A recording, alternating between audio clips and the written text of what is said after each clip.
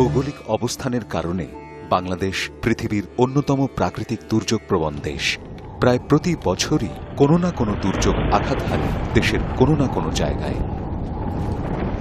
তবে সবচেয়ে বেশি ঝুঁকির মধ্যে আছে উপকূলীয় অঞ্চলের মানুষ।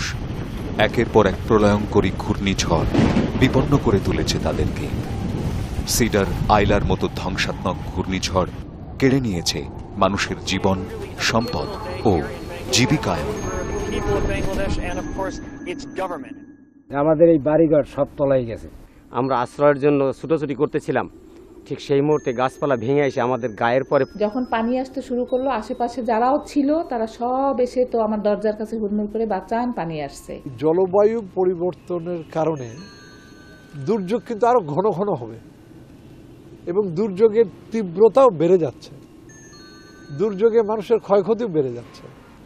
আমরা মূল সমস্যাটাকে টাচ না করে শুধু দুর্যোগ পরবর্তী ত্রাণ পুনর্বাসন নিয়ে আমরা খুব ব্যস্ত আছি। জলবায়ু পরিবর্তনজনিত প্রভাব ও দুর্যোগের সম্ভাব্য ক্ষয়ক্ষতি হ্রাস করতে হলে বিপদাপন্ন জনগোষ্ঠীর সক্ষমতা বাড়ানোর কোনো বিকল্প নেই। Bangladesh disaster preparedness centre BDPC ঘূর্ণিঝড় সিডার আইলায় বিধ্বস্ত বাগেরহাট জেলার মোড়লগঞ্জ উপজেলার নিশানবাড়িয়া ও খাউলিয়া ইউনিয়নে খ্রিস্টিয়ান এইডের সহযোগিতায় 2011 সাল থেকে 3 বছর মেয়াদী community based DRR and CCA Fortified Livelihood Initiative through Good Governance প্রকল্প বাস্তবায়ন করছে, যার মূল লক্ষ্য দরিদ্র মানুষের ক্ষমতায়নের মাধ্যমে দুর্যোগের ঝুঁকি হ্রাস করা। এই ক্লাইমেট চেঞ্জের কারণে এই সুন্দরবনে একটা বিরূপ প্রতিক্রিয়া হচ্ছে এবং মোড়লগঞ্জ, যেটা আমাদের প্রজেক্ট এরিয়া, একদম সুন্দরবনের সাথে, সুন্দরবনের উপরে ওখানকার হাজার হাজার মানুষের জীবন ও জীবিকা নির্ভরশীল। সুতরাং কি করে তারা তার সাথে অ্যাডাপ্ট করতে পারে, আমরা প্রকল্পের সাথে যারা জড়িত আছে তাদেরকে ক্ষমতায়িত করার চেষ্টা করছি। অ্যাট দ্য সেম টাইম যারা সার্ভিস প্রোভাইডিং এজেন্সি আছে, যেমন এগ্রিকালচার অফিস, হেলথ অফিস, আপনি মনে করেন এডুকেশন অফিস, এদেরকেও একটু নামানোর চেষ্টা করছি যাতে করে তারা তার দায়িত্ববোধ থেকেই সার্ভিসটা ডেলিভারি করে। এই জন্যে আমাদের এই প্রজেক্টে 4টে কম্পোনেন্ট। একটা হচ্ছে দুর্যোগের ঝুঁকি কমাতে হবে, 2 ক্লাইমেট চেঞ্জ, জলবায়ুর পরিবর্তনের সাথে তারা যাতে খাপ খাওয়াইতে পারে, 3 নম্বর হচ্ছে আমরা দুর্যোগ পরবর্তী রিলিফ রিডাকশন যাই করি ওর একটা সাস্টেইনেবল লাইভলিহুড, স্থিতিশীল জীবিকার ব্যবস্থা, এবং 4র্থ হচ্ছে সুশাসন। এই 4টে মিলেই আমাদের এই প্রকল্প।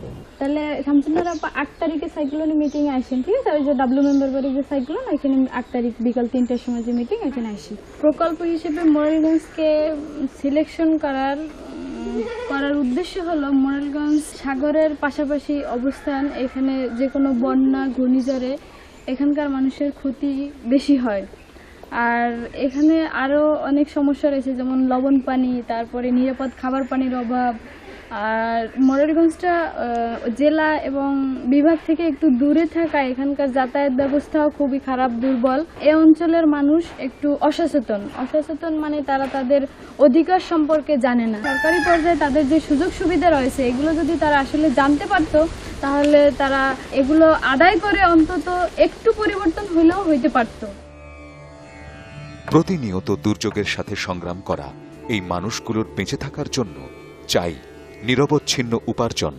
জলবায়ু পরিবর্তনের সাথে সামঞ্জস্য রেখে লাকসই ও বিকল্প জীবিকায়নের ব্যবস্থা করা হয়েছে, যাতে দুর্যোগের ঝুঁকি কাটিয়ে মানুষ পরিবর্তিত পরিস্থিতির সাথে খাপ খাইয়ে নিতে পারে। অনেক কষ্ট করতাম, লেখাপড়া করতে চাইছি, অর্থের অভাবে লেখাপড়া করতে পারিনি। বিলের ভিতরে নাড়া কাটতে হয়েছে পুরুষের মতন, এবং নিজে ইনকাম করে খাইতে হয়েছে। আমার বাপের অর্থ ছিল না, মায়েরও অর্থ ছিল না।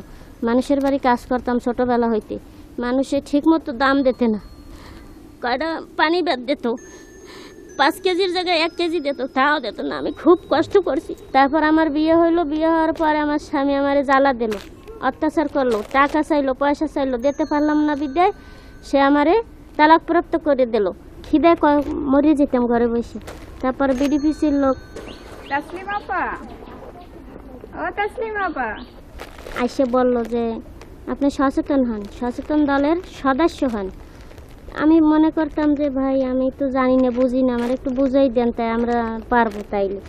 তাইলে 34 জন মিলে আমাকে একটা সদস্য গঠন করলো। বিডিপিসি পক্ষ থেকে আমার 5,000 টাকা লেসপিটা দিল আর 1,000 টাকা ব্যাংকে জমা রাখলো। মাল আইনে আমি আস্তে আস্তে অনেক দূর হাইটে হাইটে গ্রাম করতে করতে আমি শিখলাম।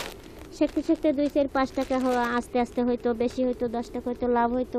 এ দিয়ে কিছু ব্যবসা বাণিজ্য মিলাইয়া ওই ঋণ ছিলাম ঘরে, এই ঘর উঠবার সময় ওই ঋণ আস্তে আস্তে করি আর 100 টাকা মাসে সঞ্চয় রাখি মেয়েটার জন্য। আমি আগের সেই বেচা কিনা করিয়া একটু ভালোর দিকে আইছি। ভবিষ্যৎ পরিকল্পনা আমার একটি বাচ্চাটা লেখামো পড়ামো, মা জানি কারো কাছে বুড়ো মানুষ না যাইতে পারে, প্রতি বছর একটা শাড়ি পরতে পারে, জানি আমার মানুষের কাছে না যাওয়া লাগে, এই ব্যবস্থা আমি করতে।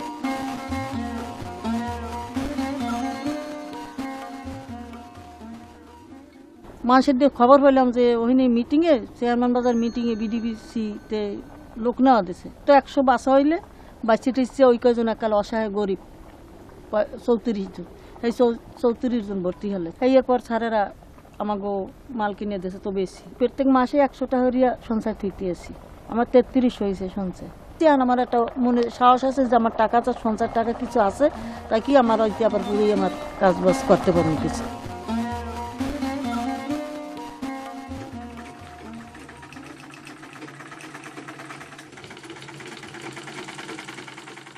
বিডিপিসি থেকে আর কি সহযোগিতায় আমরা কিছু কাপড় পেয়েছি, আরও আমাদের নিজেদের একটু পুঁজি আছে, এই দিয়ে কাজ শুরু করেছি। এখন বর্তমানে কাজ করতেছি।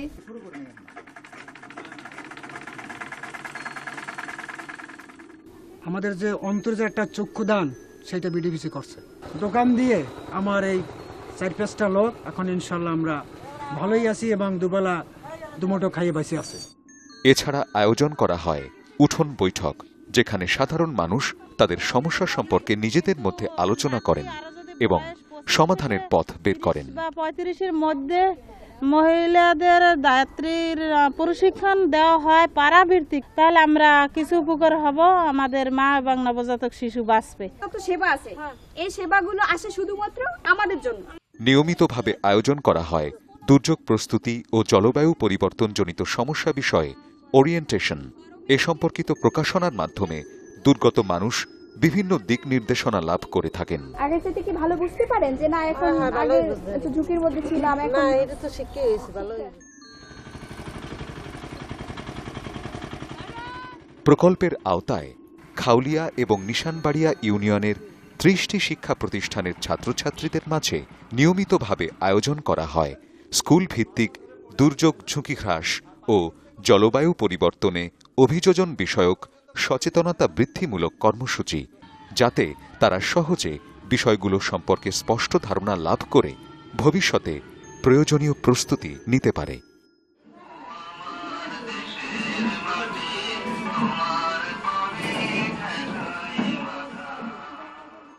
আজকের এই কর্মসূচিতে অংশ নেওয়ার জন্য বাংলাদেশ ডিজাস্টার প্রিপারেশনেস সেন্টার বিডিপিসির পক্ষ থেকে সবাইকে স্বাগত জানাচ্ছি। প্রকল্পের সাথে সম্পৃক্ত মাঠ পর্যায়ের সকল পক্ষসমূহকে নিয়ে একত্রে অভিজ্ঞতা বিনিময় করা হয়, যেখানে বিভিন্ন শিক্ষণীয় বিষয়, অনুকরণীয় দৃষ্টান্ত, সীমাবদ্ধতা ও সমস্যার সমাধান নিয়ে আলোচনা করা হয়। গ্রামের হতদরিদ্র থেকে শুরু করে উপজেলার সরকারি কর্মকর্তা, স্থানীয় সরকার ও সুশীল সমাজের প্রতিনিধিবৃন্দ এই সভায় মত বিনিময় করেন। সমাজের অগ্রসরমান কিছু মানুষ, যারা সমাজ পরিবর্তনের জন্য স্বেচ্ছাসেবক হিসেবে প্রকল্পের সাথে ইতিবাচক কাজ করছেন, এরা চেঞ্জ এজেন্ট হিসেবে পরিচিত।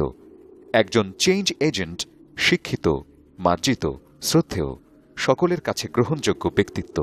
চেঞ্জ এজেন্টের মধ্যে রয়েছেন শিক্ষক, ধর্মীয় নেতা যেমন ইমাম, ছাত্র, গৃহিণী, ডাক্তার, অবসরপ্রাপ্ত সরকারি কর্মকর্তা সহ বিভিন্ন পেশার মানুষ। এই প্রকল্পে চেঞ্জ এজেন্টের সংখ্যা সর্বমোট 54 জন। পূর্ব আমুর বুনিয়া ভোলা নদীর পাড়ে অবস্থিত সুন্দরবন সংলগ্ন একটি অবহেলিত গ্রাম। দুর্যোগ কবলিত এই গ্রামের মানুষ কৃষি ও মৎস্য চাষ করে জীবিকা নির্বাহ করেন। নদী, খাল, বিল এমনকি মাটিতেও লবণাক্ততা বৃদ্ধি পাওয়ায় এবং সময়মতো বৃষ্টিপাত না হওয়ায় বছরে মাত্র একটি ফসল ঘরে তুলতে গ্রামবাসীকে অনেক কষ্ট করতে হয়। পূর্ব আমুরবুনিয়া খালটি ভোলা নদীর একটি বর্ধিত অংশ, যা গত 4 দশক ধরে মৃত ছিল। খালটি পলিকরণের কারণে আশেপাশের কৃষি জমির সাথে মিশে গিয়েছিল।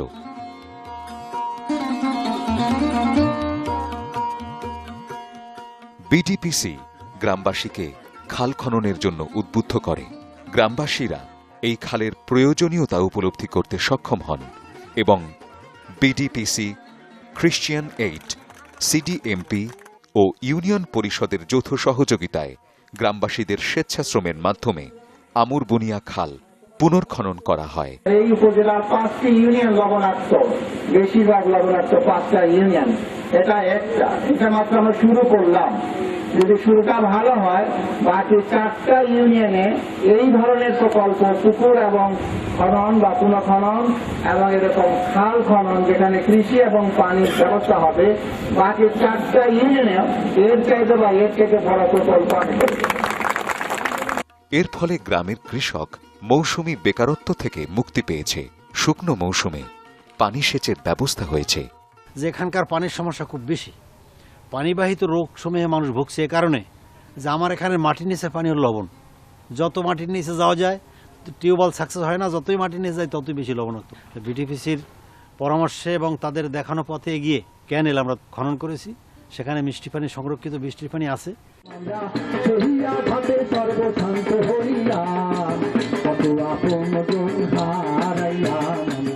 একেবারে তৃণমূল পর্যায়ে সুশাসন নিশ্চিত করতে পাবলিক হিয়ারিং বা গণশুনানি একটি কার্যকরী উপায়। এটি একটি জবাবদিহিমূলক অনুষ্ঠান। এখানে সেবাদাতা ও সেবাগ্রহীতার মধ্যে সরাসরি প্রশ্নোত্তর ও আলোচনা পর্ব অনুষ্ঠিত হয়, যেখানে সেবাদাতারা নিজেদের অবস্থান ব্যাখ্যা করতে পারেন। তার কোনো সহযোগিতা আমি পাই না, যে ফলন পাওয়া দরকার সেটা পাই না।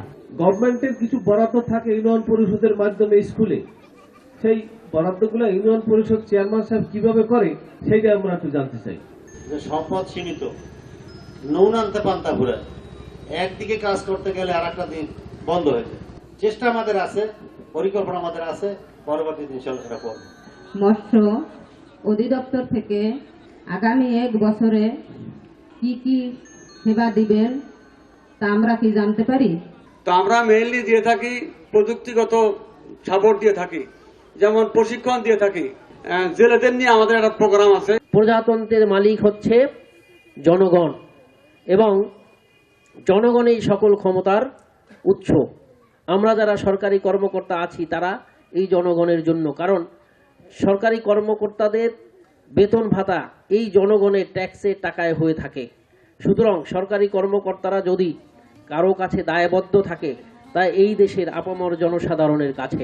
পাবলিক হিয়ারিং এর মূল উদ্দেশ্য হল সেবাদাতাগণের জবাবদিহিতা নিশ্চিত করার মাধ্যমে সেবার মান কাঙ্ক্ষিত পর্যায়ে উন্নয়ন, জনগণকে অধিকার সম্পর্কে সচেতন করা ও সুশাসন প্রতিষ্ঠা করা।